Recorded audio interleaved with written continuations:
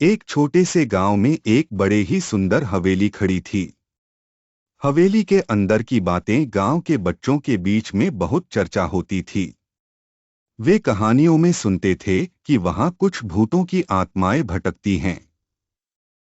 गांव का एक छोटा सा बच्चा नामकरण था। वह हवेली के पास ही रहता था।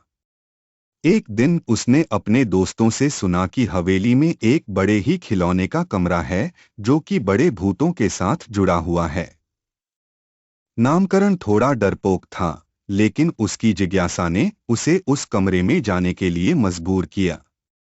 उस रात जब सब लोग सो गए थे, नामकरण हवेली के खिलौने वाले कमरे की ओर बढ़ा। वह कमरे के दरवाजे को धीरे धीरे खोलते हुए देखता है कि एक बड़ा सा खिलौना वहीं रखा हुआ है। उसकी हालत कुछ डरपोक हो जाती है, लेकिन उसका दिल कहता है कि वह खिलौना देखने के लिए कमरे में जाए। नामकरण कमरे में प्रवेश करता है और खिलौने की ओर बढ़ते हुए देखता है कि वह खिलौना आवाज कर रहा है, कौन है वह जो मेरे पास आया? नामकरण की आंखों से आंसू टपकते हैं और वह कमरे से बाहर भागने की कोशिश करता है।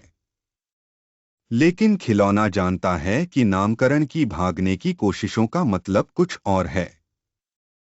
वह खिलौना नामकरण के पास आकर उसका हाथ पकड़ता है।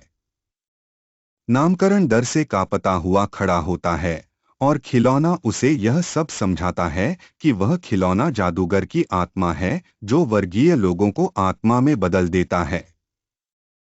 नामकरण की धीरे धीरे डर कम होता जाता है और वह खिलौना के साथ दोस्ती करता है। वे साथ में खेलते हैं, हंसते हैं और नामकरण को यह आता है कि डर और मित्रता कभी कभी एक ही सिक्के के दो पहलू होते हैं।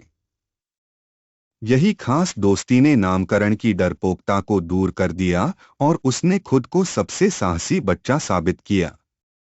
उसकी यह घटना गांव के बच्चों को सिखाती है कि डर को मित्रता में बदलना कितना महत्वपूर्ण होता है।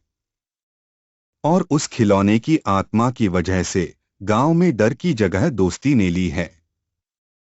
और इसी तरह से भूतिया खिलौना की कहानी एक खत्म होती है, लेकिन उसका संदेश यही है कि डरपोकता को साहस में बदलना हमें सच्चे मित्र की मदद से हो सकता है। Thank you for watching my channel. Please like, share and subscribe.